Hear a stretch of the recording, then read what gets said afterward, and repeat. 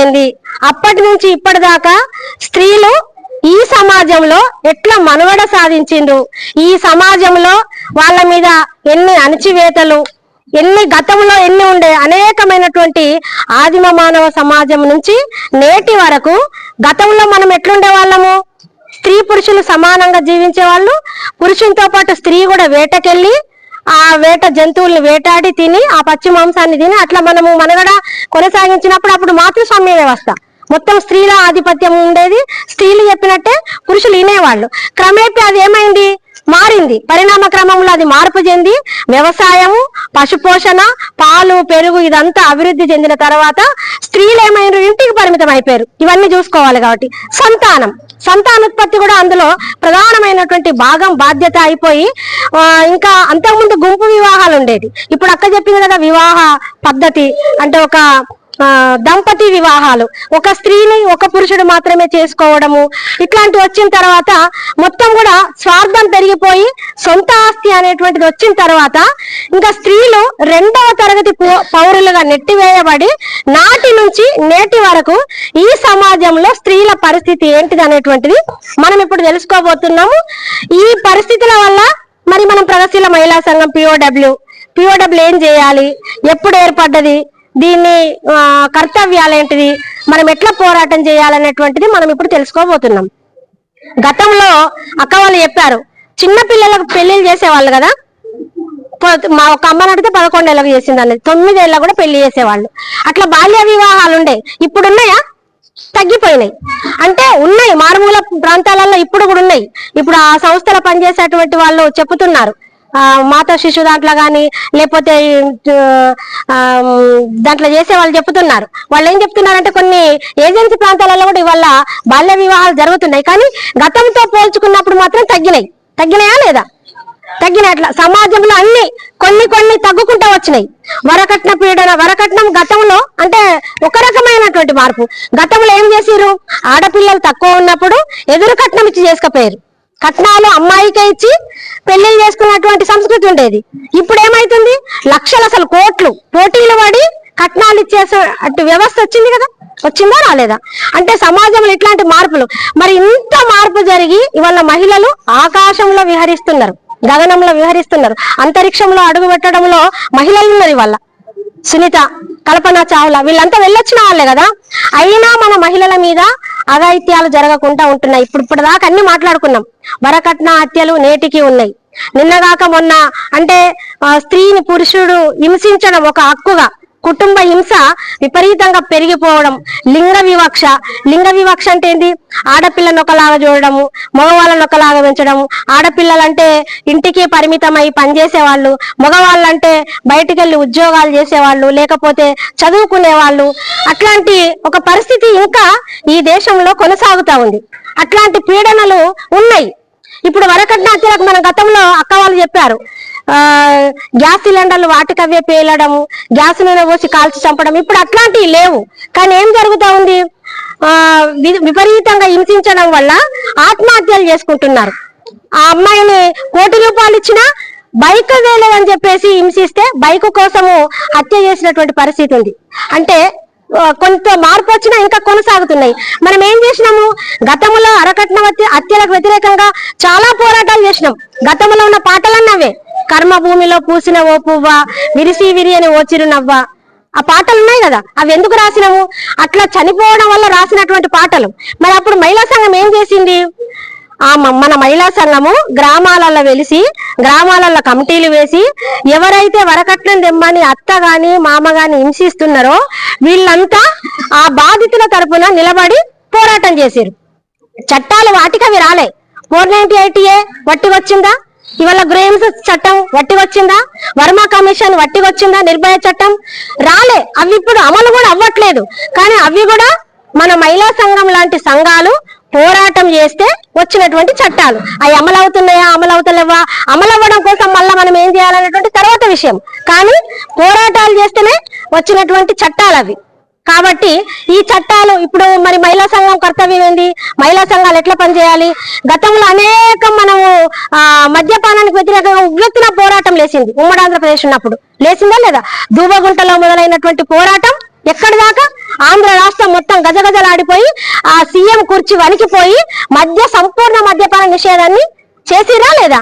అది ఎవరి వల్ల కృషి? మనం పోరాడితే మనం చేయాలి, అవునా కదా? మహిళా సంఘాలుగా అప్పుడు మన పిఓడబ్ల్యూ కూడా ఒక ప్రధానమైనటువంటి పాత్ర పోషించింది. అనేకమైనటువంటి కేసులు అయినాయి. ఎన్నైనా కూడా ఒక మహత్తరమైనటువంటి పోరాటంలో క్రియాశీల పాత్ర పిఓడబ్ల్యూ పోషించి ఆ రోజు ఏదైతే మద్యం షాపులకి భర్తలు పోయి బానిసలయ్యి ఆర్థిక వ్యవస్థ అంతా కూడా చిన్న భిన్నం అయిపోతుందో, తెచ్చినటువంటి సంపద మొత్తం కూడా సారా కొట్టులల్లా పెడుతున్నామో వాటికి వ్యతిరేకంగా పోరాటం చేసినాం. ఇవాళ ఏమైతుంది? మళ్ళా సారా కొట్లు ఎక్కడ బంద్ అయినాయా? లైసెన్సులు, పాటలు, లక్కీ డ్రాలు విపరీతంగా పెరిగిపోయాయా? ఇవాళ ప్రధానమైనటువంటి ఖజానా ఏంటిది ప్రభుత్వానికి? మద్యం, అవునా కదా? మనం భార్యాభర్తలం ఇద్దరం కలిసి చేను పనికి వెళ్ళి పని చేసేస్తే మనం ఇంటికి వస్తాం. భర్త ఎక్కడికి వెళ్తాడు? అక్కడికి వెళ్తాడు, మద్యం షాప్కి వెళ్తాడు కదా.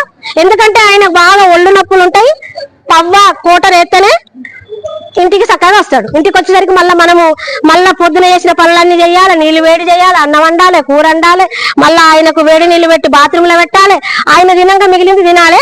ఆయన సంపాదించింది మాత్రం సగం ఎక్కడికి పోతుంది? ప్రభుత్వానికి పోతుంది, అవునా లేదా? ప్రభుత్వానికి పోతుంది. ప్రభుత్వానికి పోయినప్పుడు మరి మనం ఏం చేయాలి?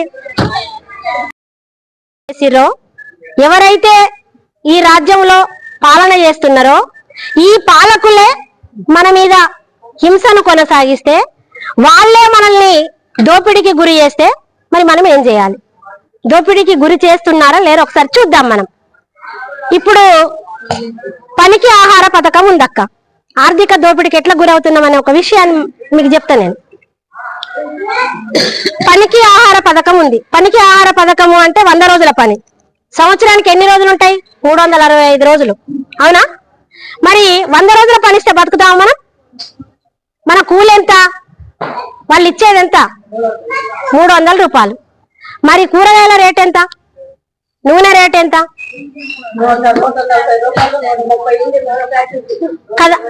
కదా. ఇవాళ ఉప్పు ధర, పప్పు ధర, నూనె ధర, కారం ధర, చింతపండు ధర, చక్కెర ధర, ఇట్లా రేట్లు ఉన్నాయి కదా. రేట్లేమో ఆకాశాన్ని అంటున్నాయి ధరలు, అవునా? కానీ మనకు ఇచ్చేటువంటి వేతనాలు ఏవైతున్నాయో ఇవాళ పనికి ఆహార పథకం కావచ్చు, లేదా చిన్న పరిశ్రమలలో పనిచేసేటువంటి, గతంలో చాలా చిన్న చిన్న కుటీర పరిశ్రమలు ఉండేటువంటి ఆడవాళ్ళకు ఉపాధి ఇచ్చేటువంటి, ఆడవాళ్ళకు ఉపాధి ఇచ్చేటువంటి పథకాలు ఉండే. చిప్స్ తయారు చేయడము, అప్పడాలు చేయడము, అగరబత్తీలు చేయడము, ఇట్లాంటివన్నీ గవర్నమెంటే చిన్న చిన్న కుటీర పరిశ్రమలను ఏర్పాటు చేసి ఆడవాళ్ళకి ఉపాధి ఇచ్చేది.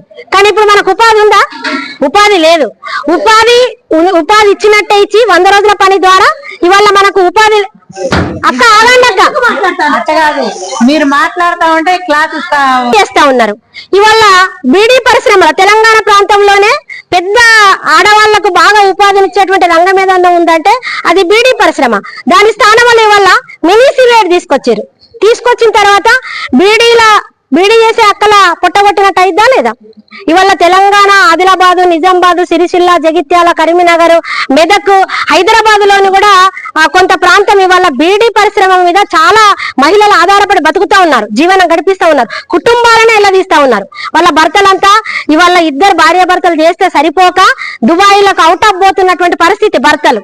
ఇవాళ భార్యలు ఇక్కడ చేస్తే బీడీ రంగం మీద కూడా ఇవాళ పెద్ద దెబ్బ పెట్టి మినీ సిగరెట్ తీసుకొచ్చి బీడీ రంగంలో చేస్తున్నటువంటి కార్మికులకు సరి అయినటువంటి వేతనాలు ఇవ్వక, వాళ్ళకు హక్కులు కల్పించక ఇవాళ పతన దశకు తీసుకున్నటువంటి పరిస్థితి వల్ల ప్రభుత్వం కల్పిస్తా ఉంది. దాని మీద మన యూనియన్ ఉంది, మనం పోరాటం చేసినాం, మనం పిఎఫ్ కావాలని అడిగినాము, దాని మీద వేతనాలు పెంచాలని పోరాటాలు చేస్తున్నాం మనం నిర్మాణంలో. దాంట్లో ముఖ్యంగా మహిళలు ఉన్నారు కాబట్టి మనం ఏం చేయాలి? పిఓడబ్ల్యూగా కూడా మన వాయిస్ వినిపించాలి, మన హక్కులు అడగాలి. ఇవాళ 100 రోజుల పని కోసం కూడా మనము పిఓడబ్ల్యూ ఏం చేయాలి? మనం పోరాటం చేయాలా అవునా కదా? మనం ఒక సంఘాన్ని నిర్మాణం చేసి ఈ 100 రోజులు మాకు సరిపోవట్లేదు, మాకు 300 రోజుల పని ఇవ్వండి, లేదా 250 రోజులు ఇవ్వండి, మాకు ఈ 300 సరిపోవట్లేదు, 600 ఇవ్వండి అని మనం డిమాండ్ చేయాలి. దేని కింద చేయాలి? మనమంతా ఏ సభ్యులం?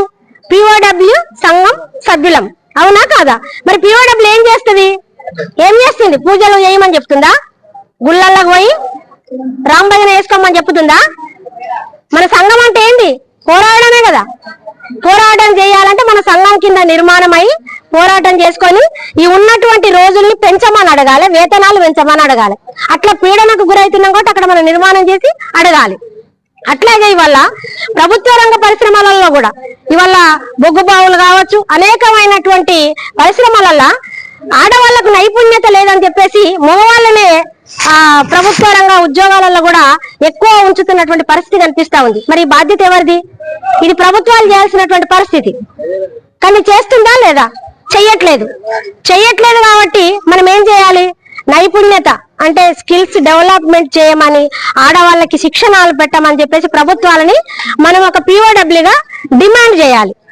డిమాండ్ చేసి మనం మన వాయిస్ వినిపించి మనం కొట్లాడాలి.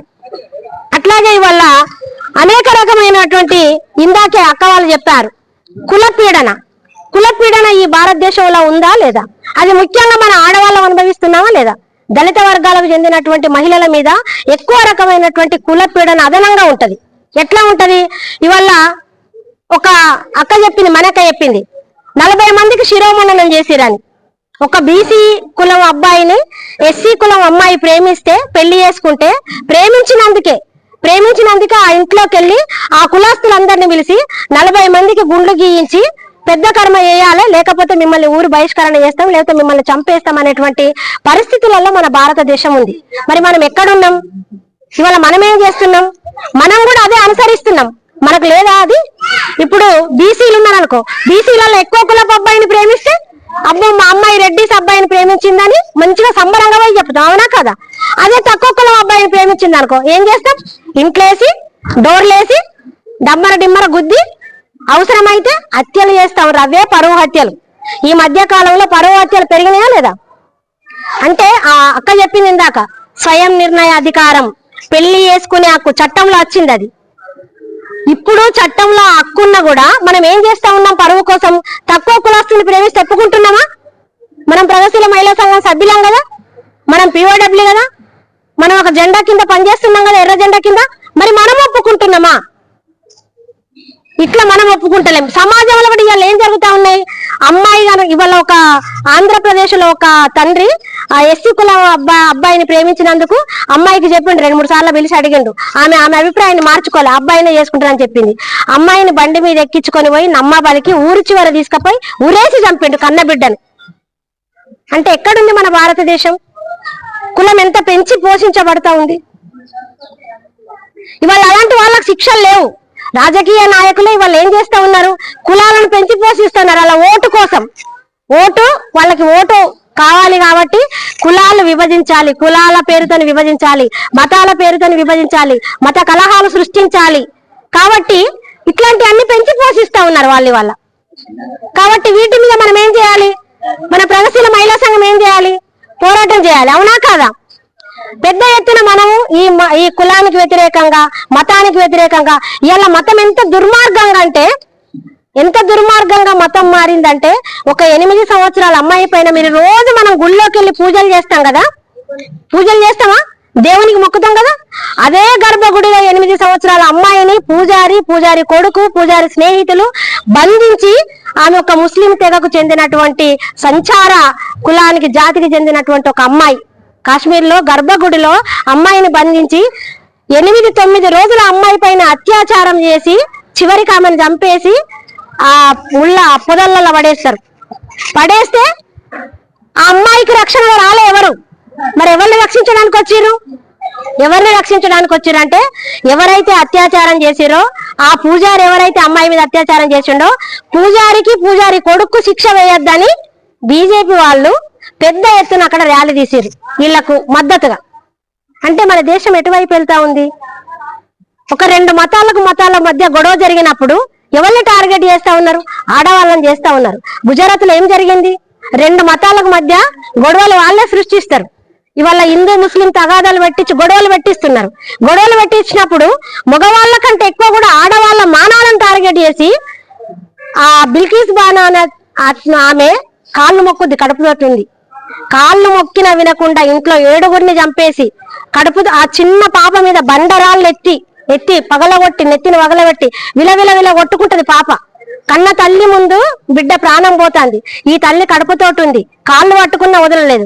మొత్తం మంది ఒకరి తర్వాత ఒకరు అమ్మాయి పైన సామూహిక అత్యాచారం చేసినాక ఆమె పోరాటం చేసి వాళ్ళని జైలుకు పంపించింది.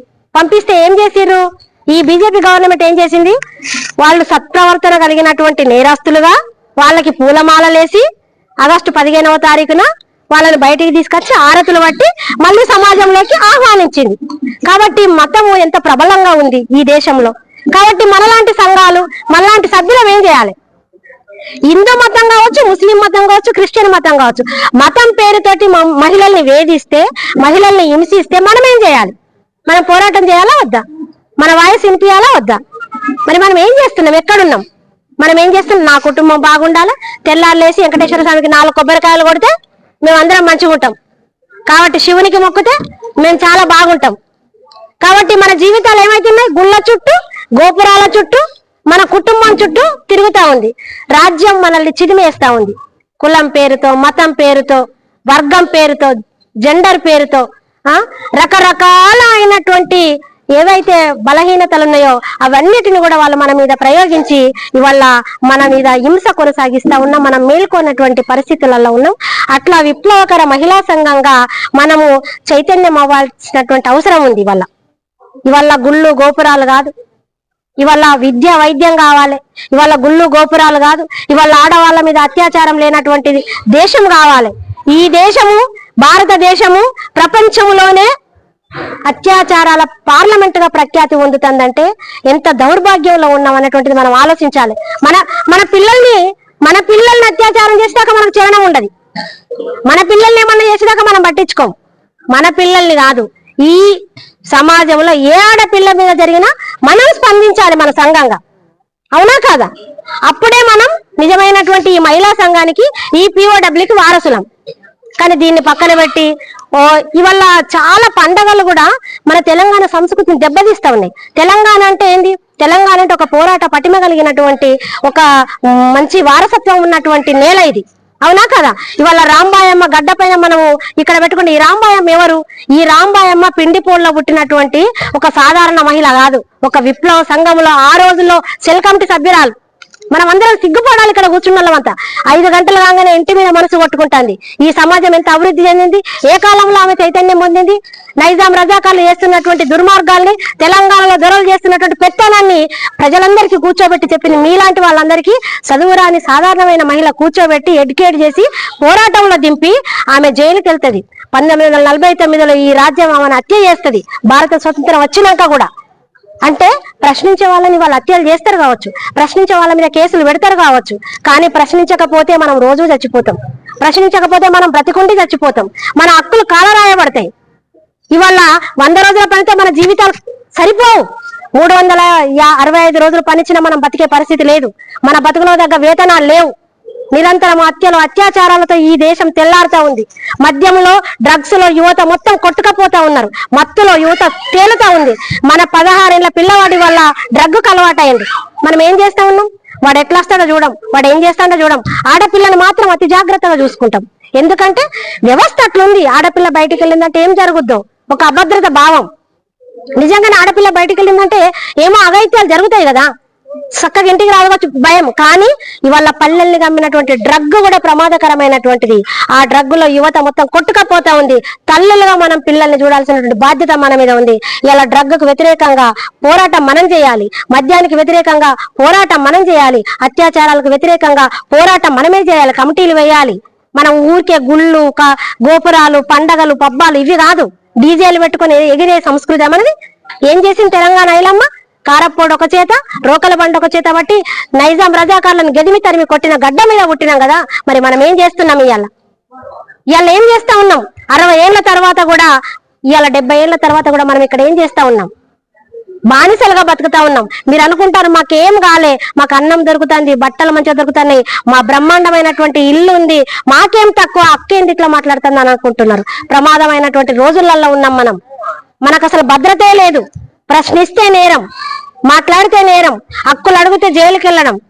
ఏ సమాజంలో ఉన్నాం? మన పిల్లలు ఎలా బతుకుతారు?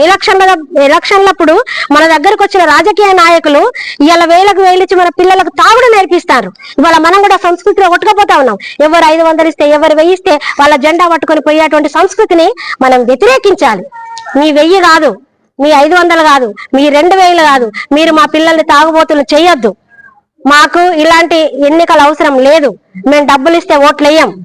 మాకు గతంలో ఈ విప్లవ పార్టీ ఉండే, ఈ కమ్యూనిస్టు సంఘం ఉండే, వీళ్ళు మాకు భూములు సాధించి పెట్టారు. మాకు మహిళా సంఘం ఉండే, ఇక్కడ మాకు హక్కులు సాధించి పెట్టింది. మా అమ్మాయి మీద అత్యాచారం జరిగితే మా మహిళా సంఘం వాళ్ళు వచ్చి ఈ చైతన్యాన్ని మనం ప్రదర్శించాలి. ఎలక్షన్లు రాగానే గంటకొక అసలు ఈ మధ్య కాలంలోనైతే ఒక అక్క చేతిలో 4 జెండాలు చూసిన నేను. ఎలక్షన్లు వచ్చినాయి, అరగంట తర్వాత ఫస్ట్ పింక్ కలర్ జెండా వేసుకుంది, గులాబీ జెండా. అరగంట తర్వాత అదే అక్క 3 రంగుల జెండా వేసుకుంది. ఇంకొక అరగంట తర్వాత అదే అక్క కాషాయ కలర్ జెండా పట్టుకుంది. నేను అడిగిన బండి ఆపి, ఏంటి 3 జెండాలు పట్టుకున్నావని. ముగ్గురు పిలిచిన ప్రచారానికి, ముగ్గురు 1000 ఇచ్చారు కాబట్టి ముగ్గురికి ప్రచారానికి పోయింది. అట్లా ఓట్లు అంటే అక్కడికి వెళ్ళిపోయినాం మనం. ఒకప్పుడు ఏం చేసినాం? ఒకప్పుడు ఎర్ర జెండా ఒకటే పట్టుకున్నాం, అవునా కదా? ఎర్ర జెండా బలం. ఎర్ర జెండా ఏంటిది? మన హక్కుల్ని కాపాడేది. మనకు భూమి ఇచ్చింది ఎవరు? అవునా? అన్నలా కాదా? భూముల కోసం, పట్టాల కోసం కొట్లాడుతుంది ఎవరు? అన్నలో అక్కలా కాదా? అవునా కదా? ఎందుకోసం చనిపోయారు వీళ్ళంతా? పొద్దున జానకక్క చెప్పింది కదా, దొంగెదురు కాల్పు. ఎందుకు దొంగెదురు కాల్పులలో చచ్చిపోవాల్సినటువంటి అవసరం సుసేనక్కకి ఎందుకు వచ్చింది? మన కోసం కదా? అవునా కదా? ఆమె పేగులు లాగి బయట పడేసిండ్రు. పేగులు లాగిన ఒక రహస్యం చెప్పలేదు. చిన్న పాప ఉంది, ఆమె కన్న బిడ్డను ప్రజలకు వదిలిపెట్టింది. ఎవరి కోసం చేసింది త్యాగం? మరి మనం ఎక్కడున్నాం? మన సంఘం ఏం చేస్తుంది? మన సంఘం ఏం చెప్తా ఉంది? ఇవి నేర్చుకో. సంవత్సరానికి ఒక్కసారి వెళ్తే మీ ఆలోచన అంతా ఇంటి మీదే ఉంటే, మేము మిమ్మల్ని చైతన్యవంతులు చేయకపోతే ఈ సమాజాన్ని ఎట్లా చేస్తాం? మీరందరూ ఈ సమాజాన్ని ఎట్లా చేస్తారు? అసలు మీరు పోరాటం ఎట్లా చేస్తారు? ఈ హక్కులు, ఈ చట్టాలు మీకు ఒక్క ముక్క కూడా అర్థం కాలే. నాకు అర్థమైంది. నేను ఇప్పుడు అడుగుతా, మీరు ఒక్కటి చెప్పరు. వరకట్న చట్టం ఏందని అడుగుతా, మీరు చెప్పరు. అక్క చెప్పింది కదా, మీ ఆలోచనే ఇక్కడ లేదు, మీ మైండే ఇక్కడ లేదు. లేకపోతే ఇంకొక అక్క, ఆడోళ్ళు కూడా లేచిపోతారు కదా. ఆడోళ్లకు అసలు భర్త చనిపోయినాక ఆమె 8 ఏళ్ల పాప ఉంటే పాపను పట్టుకొని బతకాలి అని చెప్పింది అమ్మ. ఆడామైతే పాపను పట్టుకొని బతకాలి, మగోడైతే 60 ఏళ్ళున్నా 20 ఏళ్ల బిడ్డ పెళ్లి చేసుకోవాలి. మరి ఇది ఎక్కడి న్యాయం? ఆమె 20 ఏళ్ల యుక్త వయసున్న అమ్మాయి భర్త చనిపోతే పెళ్లి చేయాలి. అది ధర్మం, అది ధర్మం. అది మరి ఆ ధర్మం కరెక్ట్ అయినప్పుడు ఈ ధర్మం ఎంత కరెక్ట్ కాదు? ఓకే, నువ్వు అడిగిన అది తప్పే. ఓకే, అట్లా ఎంతమంది చేస్తాండ్రు? ఎంతమంది భార్యలు భర్తలు నిధులుపెట్టి ఈ సమాజంలో తప్పులు చేస్తాండ్రు? అట్లాంటివి మనం సమర్థించం, అది తప్పే. వదిలిపెట్టి పోవద్దు, అది తప్పే. కానీ పురుషులు ఎంతమంది ఉన్నారు అట్లా? స్త్రీలు ఎంతమంది ఉన్నారు? ఈ మధ్య కాలంలో అందరి వాళ్ళ మీడియా కూడా చాలా హైలైట్ గా చూపిస్తా ఉంది. ఏం చూపిస్తా ఉంది? ఒక భర్తను చంపిరనుకో, భర్తను చంపిన అంతకురాలు, భర్తను చంపిన దుర్మార్గురాలు, భర్తను చంపిన ఎందుకు చంపింది? ఆ ఇంట్లో ఏముందో, ఎన్ని రోజుల నుంచి హింసకు గురవుతుందో, ఎంత దాగి కష్టపెడతాండో, ఎంత సహనం కోల్పోయిందో, ఆమెతో పిల్లలుండి కూడా రోకల బండతో కొట్టింది అంటే ఆమె ఎంత హింసకు గురైందో. చంపడాన్ని సమర్థిస్తలేదు మహిళా సంఘం. కానీ దాన్ని ఏ కోణం నుంచి చూడాలి మనం? మరి ఇన్ని రోజులు 100ల మంది మహిళల్ని చంపారు కదా. ఒక్క తల్లి, ఒక్క అక్క, ఒక్క చెల్లె బయటకు వచ్చి మాట్లాడాలి కదా. ఇది కూడా మాట్లాడాలి అంటున్నాం, అంతే. మేము ఇది మాట్లాడాలి, ఇది మన హక్కు, అవునా కదా? కొట్టడము, హింసించడము మగవాళ్ళ హక్కు అంటే ఇప్పుడు నిజంగానే ఇక్కడ కర్నూలు జిల్లాలో ఎక్కడ అమ్మాయిని 2 చేతులు కట్టేసి విపరీతంగా కొడతాడు, చచ్చిపోయేదాకా కొట్టిండు. ఇంట్లోనే తిరుగుతుంది వాళ్ళ అత్తమ్మ. భర్త కొట్టడం హక్కు అని అంటే అది ఒక హింసను హక్కుగా, ఇది మగవాళ్ళ హక్కు. కొట్టచ్చు, తన్నచ్చు, చంపచ్చు అని మనం